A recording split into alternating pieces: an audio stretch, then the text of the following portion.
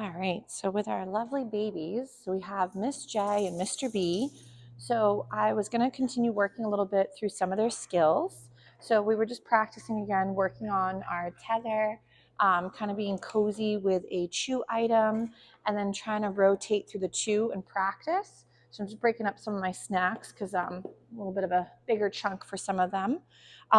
So with the beauties, again, building up these concepts of being near each other, I know they do okay when there aren't any resources for the most part, and they can be near each other and do great. Obviously, sometimes Mr. B is a little bit of a wilder man because he's a baby, and then sometimes probably Miss J is not as interested in his antics when he gets a little bit rowdier.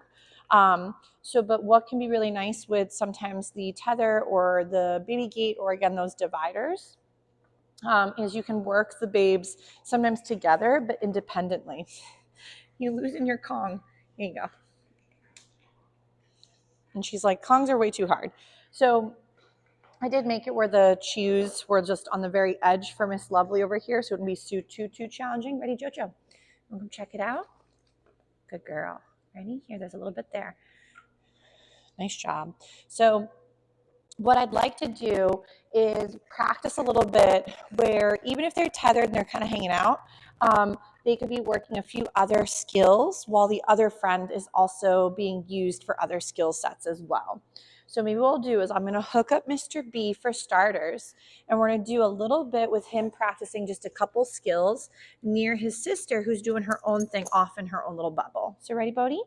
So when first starting, he's like, now I really would still like to go practice these other things. So as we're working with Mr. B, oh my goodness, you got to put him in your mouth. So as we're practicing with Mr. B, I'd make it where our lovely lady could also be given a few reinforcements for being off and doing her own thing. Bodie, nice, great name recognition. Ready? So again, he could work left or right. Jojo, Jojo. She's like, hold up, I really want his Kong instead. Oh, good sitting, sir. So if your babes are a little bit unsure, do a little find it for Mr. Handsome. Ready, Jojo? Find it. Do a couple find it's for our little lady. Ready, Bodie? So if Mr. B is kind of just chilling and doing his own thing over here, we're just every once in a while as we drive on by or pass by with Mr. B, and I know at times I'm slightly out of camera shot, just trying to make sure Miss J does not feel flustered by us passing by. Nice. Good job. Ready, Bodie? Good check-in. Nice work, sir. So, two, when working each puppy individually, even when they might be near each other, we do want to, when the other pup gets a snack, our other sibling should also get a little tidbit as well. So I know I had sent along the video of like taking turns. This is a little bit different because it's not exactly with the babes. For example, Bodie, right here. Yeah, good check-in. Where the babes feel comfortable being near each other with resources. So it's a little bit of a different setup compared to if this was, for example, them and being cozy with reinforcements near each other. Chewing is still optional. Ready, Bodes? Yes. So we're just working a little bit with some loose leash walk-in while his sister is off doing her own thing. We might even bring him into his little place behavior, work a little bit with his settle and his mat for just a few moments. And then that way, maybe while he's rocking a stay, then I can also feed the gorgeous gal while she's over in her little bubble. Nice. We'll toss a little something for Miss J. My aim is sometimes on par and sometimes not. So she's doing a great job. So while he's working this gorgeous little downstay, she could be working a little bit with just hanging out in the space with us. Nice. Sorry if again, facing the wrong direction. So this is really pretty. So while he's working this stay, I do have him on a leash so he can't go bother her if, let's say, she were to feel flustered while being stuck in her spot. Because we do want to make sure, like whenever you're working on siblings or even, whatever, it could be a friend's dog and your dog. And if one of them does have bigger feelings towards something, we do want to help them feel safe even while they might be on equipment. So for a lot of dogs, remember that fight or flight response is involuntary. But what can happen is when your dog is on equipment, they might feel more trapped than if they were loose. So for some dogs, being inside a home, being behind a fenced-in yard, or for example, being tethered or behind a barrier could create some frustration or some anxiety. Nice, this is beautiful. And Miss J says, oh, I found the other snacks I left earlier. Some of them, she said, are not her faves, so she's leaving them for him for later probably. So right here, let's say I wanted to end this gorgeous stay. Miss J, again, I'm just feeding her too throughout the exercise for just being over in her little space. So I'll toss her a few snacks. So this is great practice for Mr. B too. So again, if he wiggled, I just reset him up back in his down. But it's good practice because even though I do find it's with all the dogs, it's great for him to work a bit with the stay, and then I'm sometimes actually tossing things to his sibling. So if he was getting more refined and he was going to hold this down stay, I could then walk and reinforce the other babe while he's holding his position, but he may not be to that level yet, so we're going to build up. Nice. He's like, oh my gosh, the leash tickled my belly. Terrible. So I'm going to, again, toss a little something for lovely lady. Oh, it landed right on her bed. We'll see if she finds it. And right here, let's say I'm going to end this gorgeous stay for Mr. B. I'm going to, again, tell him all done or finished, give some lovies. Ready? And we're going to get up and we're going to break. He's like, oh my goodness, are you sure? What a good job. So while he's up and moving, we might work again a little bit with some of this loose leash walking. Yes. Ready? Bodie. Yeah, very nice. Great name recognition. Beautiful job. If I lose him, nice. I just maybe do the kissy noise or get his attention through his name. He says, I would really love to go back and grab my Kong. We'll see if he can manage to go ahead and go back to his spot for a moment. Yes. Good job. So I'm going to feed him for that placement on the target. Nice. And maybe we'll, oh my gosh, chew them. Chew them. You good? Oh my goodness, chewing is really hard. Miss J says, I mean, I get it. It's challenging. Did you get it okay? So we might try for that down. So if, let's say, for example, I'm going to try a little bit maybe with his sibling for a moment. So I'm going to switch him back onto his tether. And then what I'm going to try is work a little bit with that stay once again. Ready? We're going to get that down. Nice. I'm going to see if he's like, lady, I cannot hold it yet. So there's going to be moments where, too, your puppy might get a little bit more distractible because the setup is a little different than what he's used to doing. So if he hasn't worked this as much, I know he's only really rocking it when he comes here to practice a few skills. So remember that generalization. So again, stay can be very challenging for a lot of the babes because if, let's say, the only moment they do it is under these circumstances, like at the training center with the crazy snack lady, with this cot, with like this dynamic, you all of a sudden change up one of those factors and they may not think this is the same exercise. Ready? So we'll throw a few snacks that Miss J likes better. There you go, cutie. So then for holding that beautiful place behavior, I'm going to go back and feed him. Nice. And maybe we'll see if we can get a little sit from our gorgeous gal. Oh, here, we'll bring you over this way. She's like, I got a leash wedgie. So I'm going to loop her around. Nice job. Get a little sitting. Yes. She's like, ew, I'm sorry. I had Bodie slime. And she's like, that's gross. A little slimy face over here. So again, he's rocking this lovely place. Nice. We'll see if maybe Miss J could go and do a little jumping up onto her bed. Ready? Good job. She's doing a very nice job. And of course, the heat just shut off, so sometimes it'll make some funny noises. They get a little unsure about the noise factor sometimes changing. Or do we get stuck? So obviously you'll see, like, whenever she is on a piece of equipment, they're always going to be supervised. If your babe is not comfortable with being on a tether system, you're not going to just plop them on it and say, like, I hope you make it. So I don't like the cry it out method where you just like put them in the thing or plop them in the spot and then like hope you do okay, and then like they're melting. So remember that if we were to do, like, let's say the cry it out sort of scenario, your babe may technically start to get more and more anxious every time you practice that thing. Two, creating a moment where your babe just kind of gives up and then decides, no matter what I say, nothing really makes me feel safe. It may not be a great scenario to create good associations with you leaving, or, for example, going to that place or that spot or that, corral. Ready, Jojo? I'm going to do some find it's up here. She's like, I guess so. Good job. And he's doing a very nice job right now.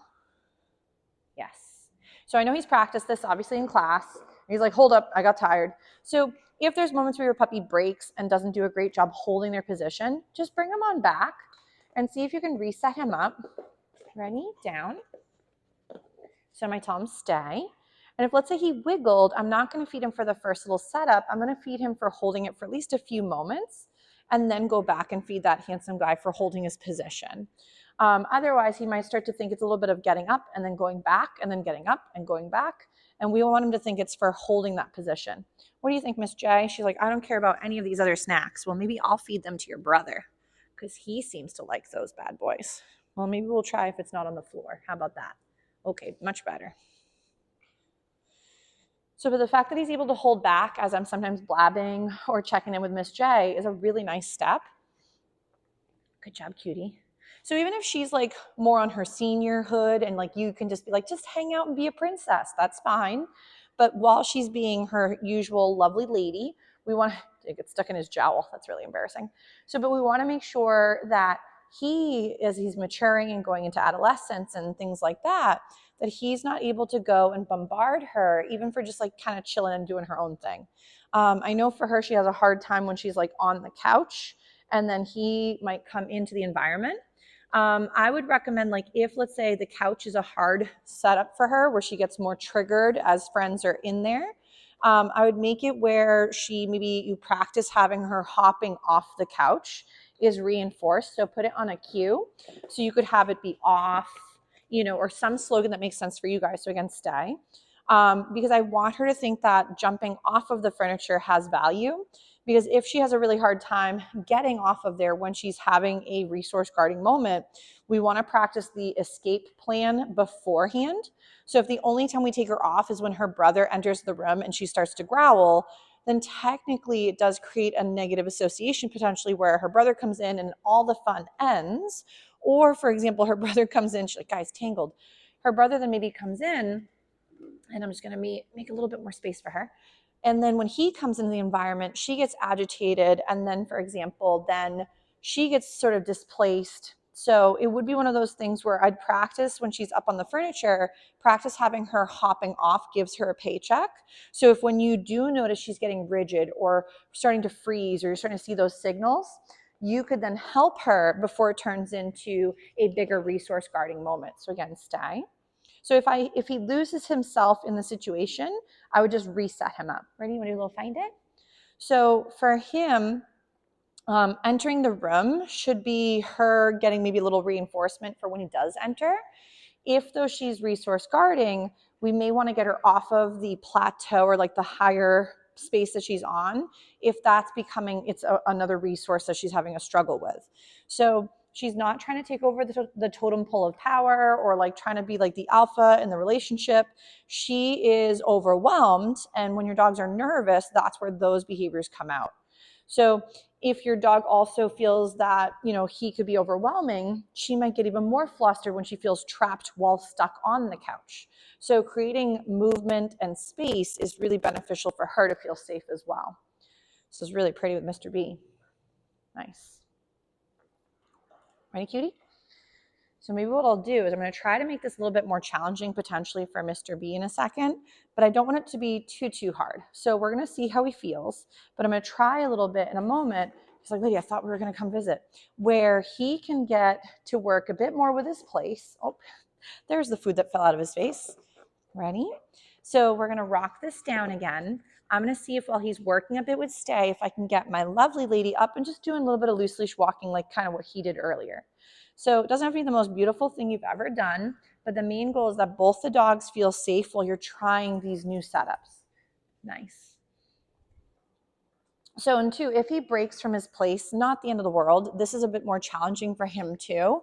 So as he's getting more comfortable with the novelty that is maybe me moving around with her, that would be something that he's going to be starting to get more comfortable with those reps. So right here, if he goes to wiggle, he's like, oh, all the snacks are over there. I might again bring him back to his bed. Ready, Bodie? Bed. Sit. Yes. Ready, Jojo? So while he's working a little bit on there, if he wiggles, not the end of the world, but let's say he's having a really hard time being stationary, he could also just hang out while you're working a few skills with her, just like she was up and moving too. And maybe while he's sitting and hanging out, I might toss him a little something. Ready, find it. And he has to go search for it. Here, I think it fell under your house. Oh, there we go. He found it. Ready, Jojo? Nice job, cutie. Yes. What a smart girl. There we go. Yum, yum. So even if he's not holding his place behavior right now, I just want him to think that it's okay, like while I'm moving around with her, that he can just hang out. He also sees that, boy, she has a whole bunch of goodies left behind. Ready, Jojo? What a smart girl. Yes. Nice. So, but when practicing, we want to make sure that both of the dog's comfort ranges are still within their spectrum. So like right here, woo woo.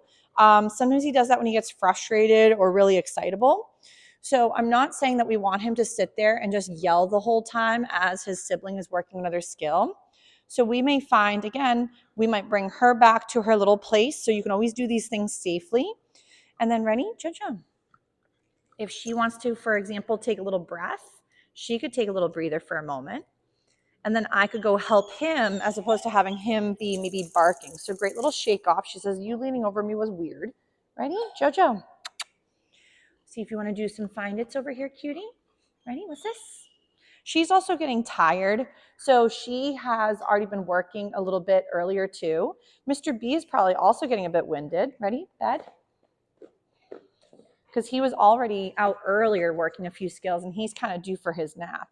So I'm going to tell him to stay, and now I'm going to work him for a few moments. So keeping these little moments for rotation kind of on the end of like shorter could be probably really much more beneficial for both, because it means that they don't get as fatigued. If we keep getting sort of stepping off our cot and we're doing a lot more wiggles, maybe it would be a moment where, oh my goodness, chewing. It could be a moment where he might need a little break, but we're only going to rock it for a few more moments and give them both a little time to rest. So again, stay. So as opposed to going too far from him, I'm just going to stay sort of in his little section. His Jay's just taking in the sights and sounds and just kind of hanging out with us. So right here, I'm feeding for that. So, but don't forget to just break it down into smaller sections. So you'll see where things are feeling comfortable for them, where they're still able to take food, they're still able to offer previous skills, they're still able to check in. If you're not getting that, then again, we're working past that comfort range, which means that you're also not changing behavior or skills for down the road. Yeah, chewing is still really challenging. Oh my goodness, this little monkey, there it is. He's so funny with his inability to chew his goodies sometimes, but he finds them again and gobbles them up. So again, down. Yes, nice job. So again, stay. We're just going to rock a few more good reps and then we'll call it a day. She doesn't even want her schnackers, so he'll probably get to go eat them after. What a smart boy. So again, right here, yes, you know. So if you're going to try working through some of these goodies and you don't really have tethers, don't worry. You could use leashes and put one leash under the couch leg or whatever it might be. We just make sure that we're doing things safely, so at no point can one dog bombard the other when one is feeling stuck. So that's where, even if you were doing this and one of the dogs was in a crate, I still wouldn't let the other dog go bombard them while they're in the crate and trying to work on a chew, because that might actually create more of the negative responses we weren't looking for. So right here, I'm just going to go give her a little tidbit for hanging out. What a good girl. She says, I'm a princess. You have to feed them directly to my face. So you can even do a little bit of like this back and forth. Like he's working his place and she's just being fed for looking cute over here off to the side. Nice job, cutie patootie. Good job. What a smart man. So again, I'm going to feed him for this lovely place behavior and his little stay. He says, oh, you dropped it. And we're going to say all done or finished. Give the baby some lovies. Good job, sir. Such a smart boy. Ready? And we get him up and off of our bed. So if he has a little bit of a hard time, I might go over here where there's a little bit more space. You ready? Let's go. He's like, no, I like this game. So there we go. Ready? Oh, so smart. So if your babe doesn't always grasp the concept, break it down into smaller, more attainable steps and go from there. But we'll probably give the two lovelies a little breather. I'm just going to do a little find it for Mr. B over here to keep him occupied. And we'll call it a day for the two gorgeous babes. And we'll work a few more friends in just a moment. But they did a really nice job.